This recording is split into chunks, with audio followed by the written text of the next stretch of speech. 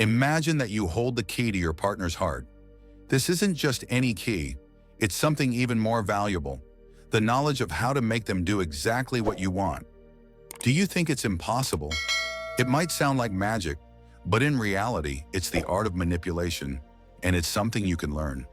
It all starts with understanding the psychology of relationships. Many people think that love is just about emotions, but behind every emotion are actions that can be directed. You need to understand one thing. Even the simplest things we do have hidden motives. If you learn to recognize them, you'll be able to control not only your actions, but also your partner's behavior. Have you ever wondered why your partner does what they do? Why do they suddenly agree to something you didn't even ask for? It's not a coincidence, but the result of subtle manipulation. And now you'll learn how it works. Manipulation isn't something evil or wrong. In fact, it's a way to guide your relationship in the direction you want.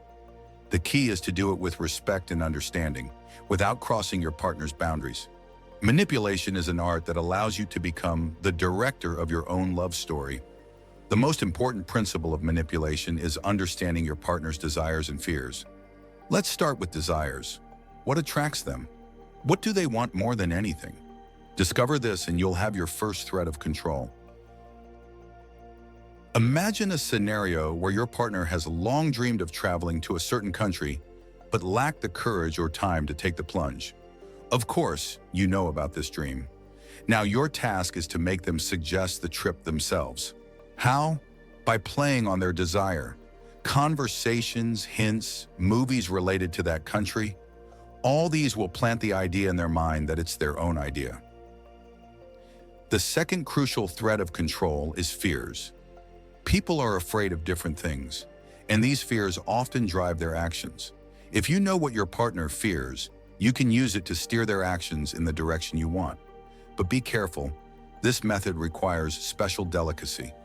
Imagine that your partner is afraid of losing you. You can use this fear to get their agreement on something important to you. However, it's important not to overdo it. The goal is not to create negative emotions, but just a subtle reminder that this relationship matters to you. Another powerful tool of manipulation is compliments. People love to be praised, and your partner is no exception. But compliments shouldn't just be empty words. They should touch on the qualities they value most in themselves. This way, you create a desire in them to be with you because you're the one who sees their true worth. Compliments are a subtle hint that you want to see more of those qualities in the future. You raise their self-esteem, and they strive to meet your expectations. It's important to remember that compliments must be sincere. Otherwise, they lose their power and become empty words. An example from real life. Imagine that your partner recently achieved success at work. You can use this moment to praise them for their persistence and determination. Your task is to highlight that these qualities make them unique. And now they will want to display them even more, knowing that you value them.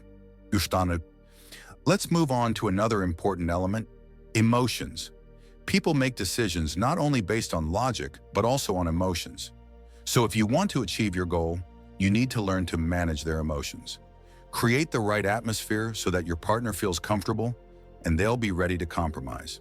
Think about those moments when you were at the peak of happiness. What made you so happy? If your partner experiences those same emotions around you, they'll be willing to fulfill any request just to relive those moments. Another technique is small concessions. Psychologists say that if you agree to something minor first, your partner will be more inclined to agree to more significant concessions later. This is called the foot-in-the-door technique. An example. You want your partner to start exercising.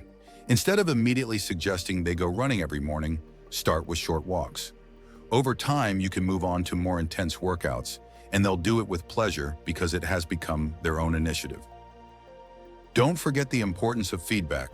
People love to see the results of their actions. If your partner sees that their efforts bring you joy, they'll strive to do even more for you. Highlight their successes and thank them for every action. Finally, manipulation is a game where it's important not only to win, but to enjoy the process.